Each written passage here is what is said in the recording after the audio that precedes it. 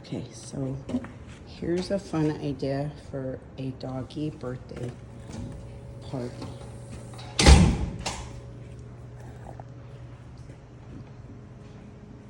I try to keep everything at their level. That could be safe for them. Obviously, you need to watch your dog. But there are these little stickers from the Dollar Tree. They're so cute. They're the like you can reuse them, recleanable. I wish I'd have got more so I could have let it to here, but I didn't, but that's okay.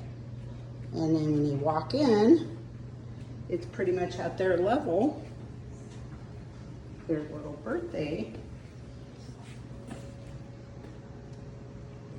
This is all Dollar Tree, even the gifts.